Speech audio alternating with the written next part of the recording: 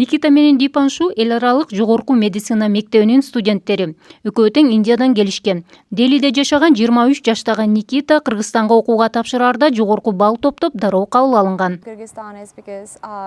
Мен медицина тармагында окуу жайларды карап көрүп, алардын рейтингин иликтеп чыктым.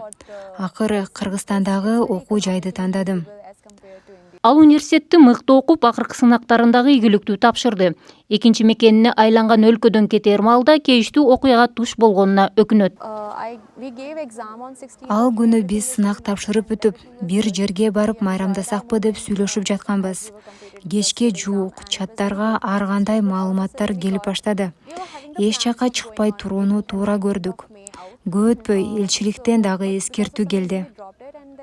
Бирок ага карабай Никита дүйнө жүзүнө Кыргызстан айрыкча аялдар үчүн коопсуз өлкө экенин айтуудан коркпойт.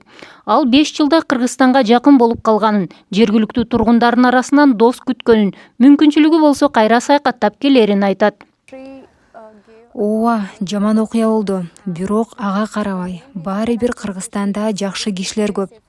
Мен 5 жылда эч кандай жек көрүү, бөлүп жарууну байкаган жокмун. Өткөн окуядан кийин дагы Кыргызстан аялдар үчүн коопсуз өлкө экенин айта алам. Ош базарда жер жемиш саткан эжелер, апалар, көчөдө жол көрсөткөн адамдар, абасы сонун ысык көл, соң көл, баары сонун жана менин түбөлүк эсимде калат. 25 жаштагы Дипаншу июнь айында Бишкектеги сүйүктүү жерлери Эркиндик сейил багын, Ала Тоо аянтын акыркы жолу кыдырып, Райпур шаарына учуп кетет. Ал ата-энесинин жолун жолдоп дарыгер болуу үчүн Кыргызстанды таңдаган. Башка индиялык студенттер сыяктуу эле 5 жылга $25,000 өлчөмүндө насыя алган. Көпчүлүк студенттер билим алууга насыя алышат. Аны иштей баштагандан тарта кайтарып баштаса болот. Бирок менин ата-энем мага жардам берип, акчаны банкка четинен төлөй баштады. Насыя алып, билим алганы келгенибиз үчүн өтө тырышып окуйбуз. Эми ординатураны Индиядан окуйм. Педиатр, гинеколог же психолог кесиптеринин бирөөнү тандайм.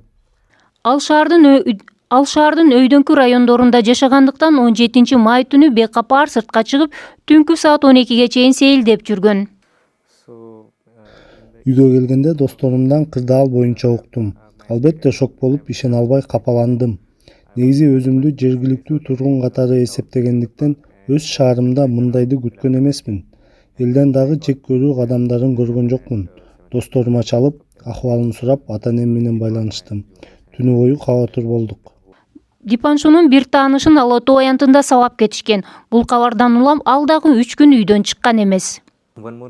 Мен ижарага алган батирдин ээси чалып сурап, андан кийин уулум жанымда болуп турууга жөнөдүптүр. Ал мага азык-түлүк алып келип, кам көрүп турушту. Университеттен дагы чалып, жардам көрсөтүштү. Көбүнчө 1-2 курста окугандар эртеси эле жөнөп кетишти. Алар кайтып келбейт. Чартердик рейс болгондуктан пакистандык тааныштарым дагы дароо учуп кетишти. Алардын 4-5өө кайра келбейбиз деп айтышты. Жогорку курста окугандар үчүн окуусун жыйынтыктап алганы жакшы.